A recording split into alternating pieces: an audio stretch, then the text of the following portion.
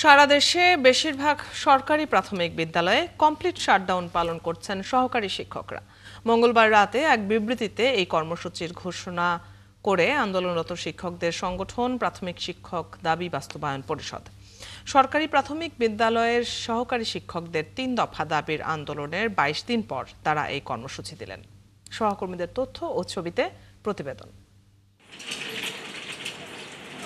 ময়মনসিংহে সরকারি প্রাথমিক শিক্ষকদের ৩ দফা দাবি আদায়ে স্কুলগুলোতে একদিকে চলছে কর্মবিরতি, আরেকদিকে চলছে পরীক্ষা কার্যক্রম। বেশিরভাগ স্কুলে শিক্ষার্থীদের পরীক্ষা হয়নি।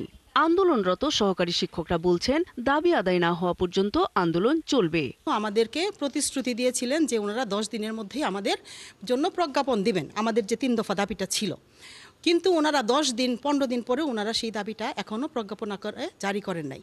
সারা বাংলাদেশের সহকারী শিক্ষকরা একযোগে কেন্দ্রীয় নির্দেশনা পালন করবে। জামালপুরেও চলছে প্রাথমিক সহকারী শিক্ষকদের কর্মবিরতি। সহকারী শিক্ষকদের কর্মবিরতির কারণে বার্ষিক পরীক্ষা ব্যাহত হচ্ছে। স্কুলের অফিস সহকারীদের সাথে নিয়েই বার্ষিক পরীক্ষা চালিয়ে যাচ্ছেন প্রধান শিক্ষকরা। এদিকে অভিভাবকরা বলছেন, এভাবে চলতে থাকলে বার্ষিক পরীক্ষা বন্ধ হয়ে যাবে। গতকালকে পরীক্ষা হওয়ার কথা ছিল, কালকে হয়নি, আজকেও পরীক্ষা হবে কিনা জানি না। এখানে এতগুলো ছাত্রছাত্রী কিভাবে পরীক্ষা দেবে, একটা হেড স্যারের পরীক্ষা নিতে পারতেছে না। পটুয়াখালীর শহর এলাকার স্কুলগুলোতে পরীক্ষা নেওয়া হলেও কক্ষে ছিলেন না সহকারী শিক্ষকরা।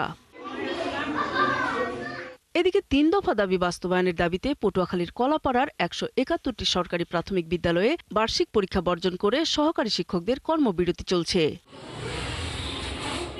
সারা দেশের ন্যায় কিশোরগঞ্জের ভৈরবেও চলছে কমপ্লিট শাটডাউন কর্মসূচি। উপজেলার ৯১টি শিক্ষা প্রতিষ্ঠানের মধ্যে প্রায় ৮৫টি স্কুলে এই কর্মসূচি পালিত হচ্ছে। শিক্ষার্থীরা পরীক্ষা দিতে স্কুলে এসেও ফিরে যাচ্ছে।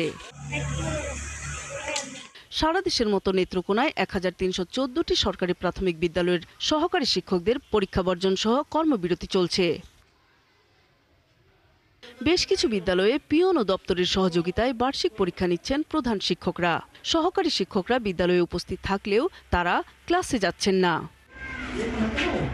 নূর তাজমিন নীর, ৭১।